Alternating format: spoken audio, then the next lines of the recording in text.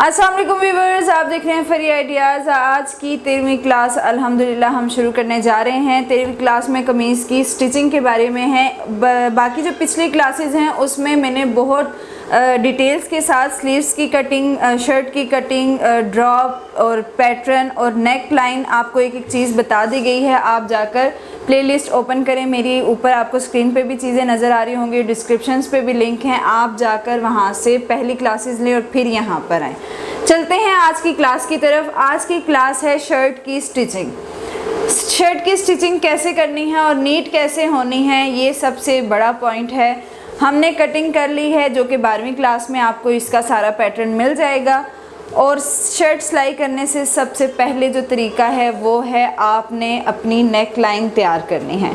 गला मैंने तैयार कर लिया है, वो भी आपको मेरी क्लास ही है जो नेक लाइन की क्लास है, उसी में तरीका बता दिया गया कि आपने बुकरम पे कैसे कट करना है और उसको कैसे जोड़ना है, कपड़े पे कैसे करना है, कमीज़ के साथ कैसे जोड़ना है। चलिए मैं आपको बताती हूँ। ये हमारी शर्ट का दरमियान है। इस्त्री करने से जो हल्की सी क्रीज बन जाती है, आपने उसको मार्क करना है। उसके बाद जो गले का दरमियान होगा, आपने उसको भी अच्छी तरह से सेट कर लेना है ताकि हमारा गला एक साइड पर ना आए। इसको करने के बाद आपने बिल्कुल इसको बराबर रखते हुए पिन्स ले लें, एक ऊपर अटैच कर दें और एक यहाँ से ये कॉर्नर को बिल्कुल सीधा रखते हुए एक यहाँ पे लगा लें। अब आपने जो गले की सिलाई लगानी है, गला हमने रखा है कपड़े की सीधी साइड पे, उल्टी साइड पे नहीं रखना। गला आपने शर्ट की सीधी साइड पे रखना है, तब ये फोल्ड होगा उल्टी साइड पे। अब जो आपने सिलाई लगानी है वो बुकरम के ऊपर आपने बिल्कुल भी नहीं लगानी है, आपने सिलाई को लगाना है बुकरम के बिल्कुल साथ साथ।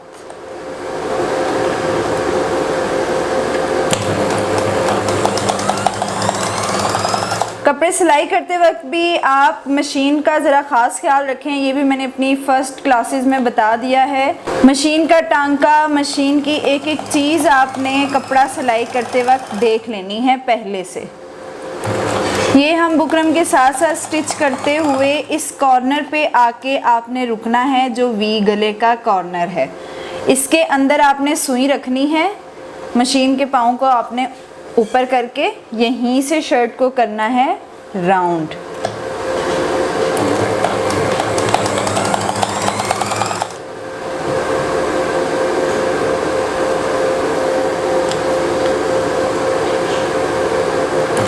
बुकरम के साथ साथ सिलाई आपकी रहनी चाहिए, वरना गला आपका छोटा हो सकता है। जब आप बुकरम के साथ साथ सिलाई लगाएंगे तो आपका गला एग्जैक्ट जो आपने जिस निशान पर जिस साइज़ पर कट किया है उसी पर ही तैयार होगा। सिलाई तो हमने गले को कर लिया है। अब जब हमने कटिंग करनी है, कटिंग आपने इसको बिल्कुल पास से बिल्कुल भी नहीं करनी है। हमेशा आपने कपड़े को इतना गैप ज़रूर देकर कटिंग करनी है। ये निशान आपको नज़र आ रहे हैं, इतना गैप आपने देना है कपड़े पर।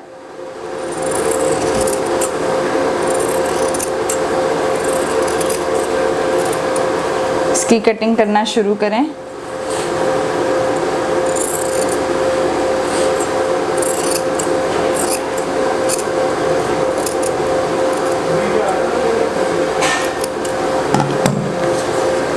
अब मैं आपको यहाँ से बताती हूँ, वहाँ से समझ आपको नहीं आएगी।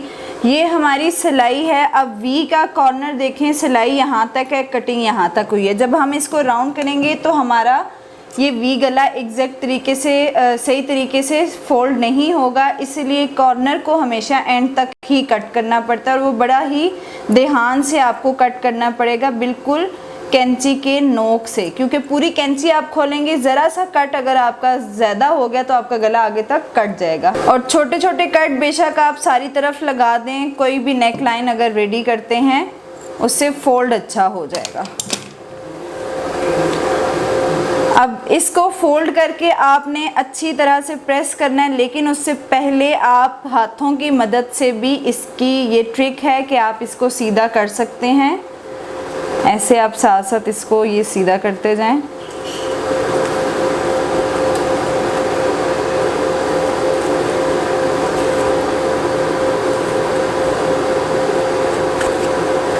नेक लाइन हो चुकी है तैयार। अब हमने इसको रखना है साइड पर।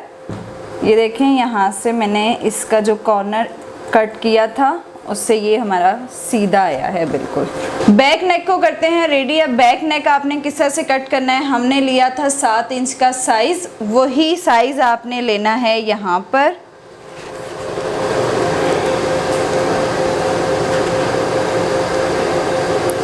सात इंच का साइज़ लिया, यानी 3.5 इंच पे हमने ये निशान लगाया। और गहराई जो बेसिक रखते हैं वो 3 इंच इनफ होती है। वैसे जिनको डीप चाहिए या जो हेल्दी होते हैं उनके लिए 3.5-4 इंच रखी जाती है। वैसे 3 इंच इनफ होती है। जब ऊपर सिलाई लगती है तो ये 2.5 इंच की रह जाती है।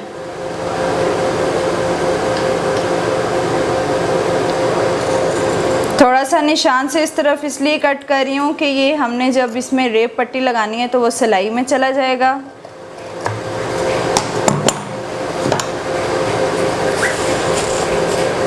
ये आ गया हमारे पास। अब हम करते हैं रेप पट्टी, जो कि हमारे पास ये साइड से शर्ट की साइड से कपड़े निकले हैं, उसके लिए आपने रेप पट्टी निकालनी होती है। रेप पट्टी हमेशा आपको इस तरह से निकालनी पड़ती है, यानी उसमें रेप बहुत आनी चाहिए। उसके लिए आपने साइज़ लेना है 1 इंच का। 1.5 इंच का आप साइज़ ले लें उसमें, क्योंकि सिलाई भी लगती है, फिर फोल्ड भी होती है। अब ये जो आपको मैंने स्टार्ट में चौक की प्रैक्टिस बताई हुई है, जब आप वो इतनी प्रैक्टिस कर लेंगे तो आप बग़ैर फीते के, बग़ैर स्केल के अच्छी तरह से निशान लगा लेंगे। आपकी इतनी प्रैक्टिस हो जाएगी कि आपको एक अंदाज़ा हो जाएगा 1.5 इंच का भी, 1 इंच का भी और 2 इंच का भी। वो फिर आप ना एक अंदाज़े के मुताबिक काम करना शुरू कर देंगी। लेकिन हर चीज़ प्रैक्टिस से ही आएगी।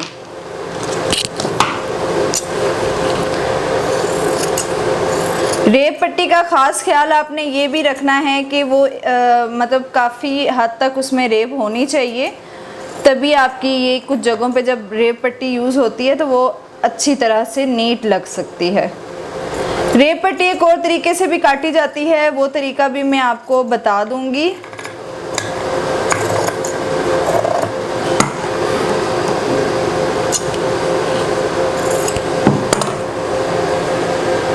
ये हमारी रेप पट्टी कट हो चुकी है। अब हमने इसको जोड़ना है बैक के साथ। अब अच्छा, रेप पट्टी जोड़ने का क्या तरीका है? बहुत सारे लोग यहाँ ऊपर रख के जोड़ते हैं। नहीं, आपने हमेशा रेप पट्टी को सीधी साइड पर ही रख के जोड़ना है। जैसे फ्रंट नेक को तैयार करते हैं उसी तरह से सीधी साइड पे रेप पट्टी रखेंगे।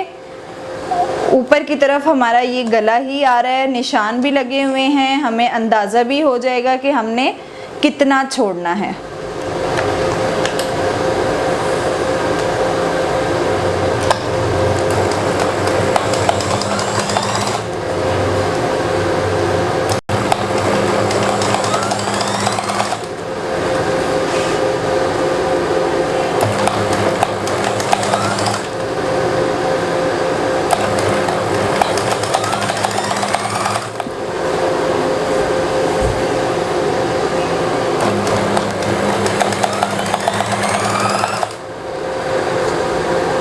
रेप पट्टी जब आप नीचे लगा के जोड़ते हैं तो आपकी जो रेप पट्टी है वो अगर आप कहीं से खींचते भी हैं तो वो फिर सही तरह से आ जाती है। जब आप उसको फोल्ड करेंगे तो वो बड़ी ही अच्छी तरह से मुड़ जाएगी।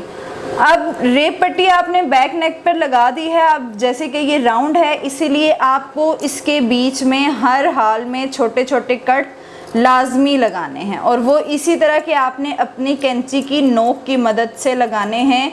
ये प्रैक्टिस, कैंची की भी प्रैक्टिस मैंने आपको बता दी है, वो भी आप इसी तरीके से जब प्रैक्टिस करेंगी तो आपकी ये प्रैक्टिस भी हो जाएगी। कैंची फुल खोल के कभी भी छोटा काम नहीं करते, वो कपड़ा आपका बेदहानी में फुल कटिंग हो सकता है। इसको भी आप हाथ की मदद से इस तरह से कर सकती हैं।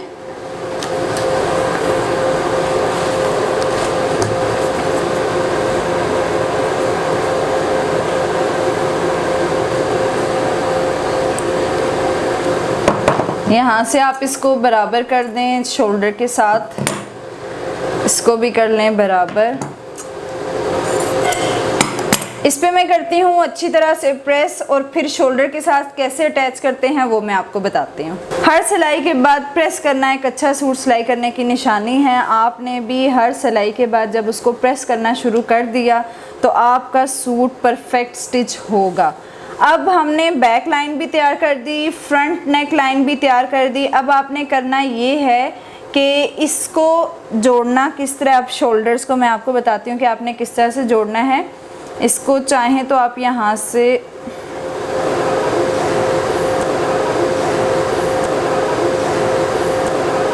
इसको आप थोड़ा सा बराबर कर लें, जो इसका ये नोक सी निकली हुई है।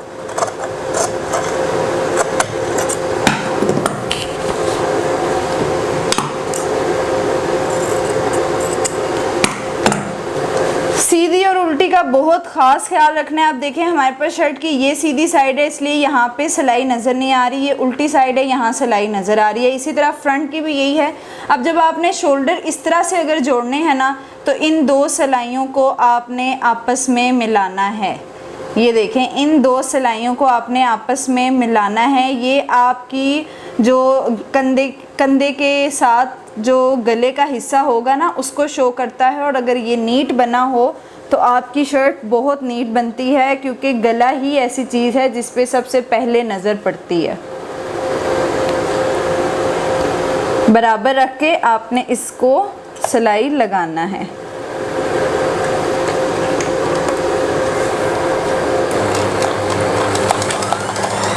पक्का लाजमी किया करें, जहाँ से सिलाई शुरू कर रहे हैं वहाँ से आपने सिलाई पक्की ज़रूर करनी है, और जहाँ पे आप सिलाई ख़त्म कर रहे हैं वहाँ पर भी आपने अपनी सिलाई को पक्का ज़रूर करना है।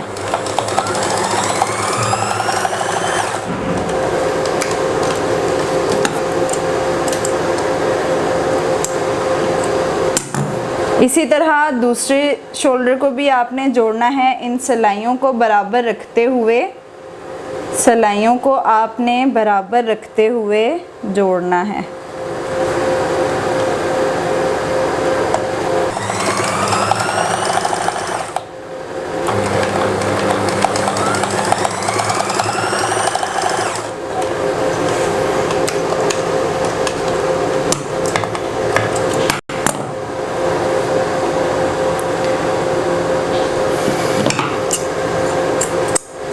इस तरह से सिलाई लगाने का फ़ायदा क्या है कि ये देखें कि अब ये आपके पास इस तरह से सिलाइयाँ जब जुड़ी हुई हैं तो आपने अंदर से कपड़े को इस तरह अच्छे तरीके से यूँ मूव करना है, और इसको इस तरह करके यहाँ पे फिर आपने अपनी करनी है तरपाई। फ्रंट पे भी तरपाई और बैक पे भी तरपाई करनी है। ये देखें यहाँ से नीटनेस कितनी अच्छी आ रही है। आप ये चेक करें कि उल्टी साइड से भी कोई ऐसी मतलब धागे वगैरह फील नहीं हो रहे, और फ्रंट साइड से भी।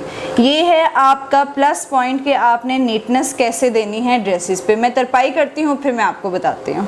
तरपाई मैंने कर ली है। तरपाई की वीडियोस इंशाल्लाह नेक्स्ट में आपको बताऊंगी, क्योंकि 3-4 किस्म की तरपाइयाँ हैं। अभी बस मैंने जल्दी से कर ली है। ये देखें यहाँ से आपको ये गुम तरपाई नज़र आ रही है। ऊपर मैंने कलर धागा इसीलिए यूज़ किया कि आपको स्टेप्स पता चलें कि कितने कितने फासले से किए हैं। नीटनेस कितनी ज़रूरी है जो कि यहाँ आ चुकी है।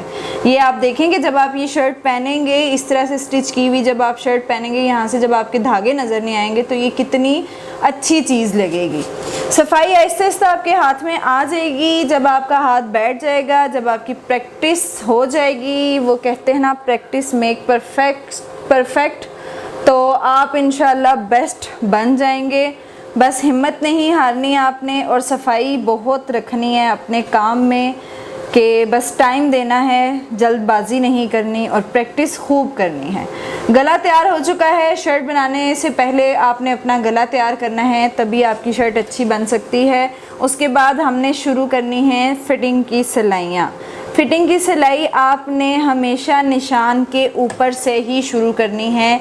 कभी ये नहीं करना कि आधा इंच इस तरफ हो जाए और आधा इंच उस तरफ हो जाए, नहीं। हमेशा फिटिंग की सिलाई निशान के ऊपर ही लगानी है।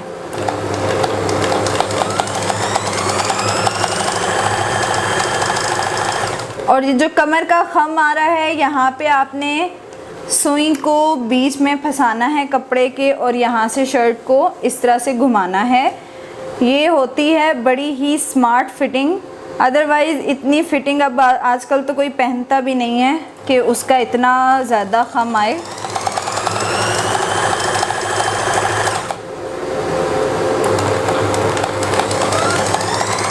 यहाँ हम ख़त्म कर रहे हैं हिप लाइन पर, लेकिन आपने बहुत ध्यान रखना है कि हिप लाइन पर आपकी जो सिलाई जहाँ ख़त्म हो रही है वहाँ से आपने पक्का ज़रूर करना है कि यहाँ से हमेशा शर्ट फटती है, लेकिन उसका एक और भी तरीका है, शर्ट सिलाई करने के बाद आपको वो काम करना पड़ता है, तभी यहाँ से शर्ट कभी भी फटती नहीं है। फिटिंग की सिलाइयाँ लग चुकी हैं दोनों तरफ। अब आपने यहाँ अब ज़्यादा कम है, इसलिए यहाँ से कपड़ा आपने थोड़ा सा कम कर देना है ताकि जब शर्ट हमारी सीधी हो तो यहाँ पे झोल ना आए। पहली बात ये। दूसरी बात ये कि यहाँ पे आपने 3 कट लगाने होते हैं छोटे छोटे से। दामन फोल्ड करने का तरीका ये है कि आप कभी भी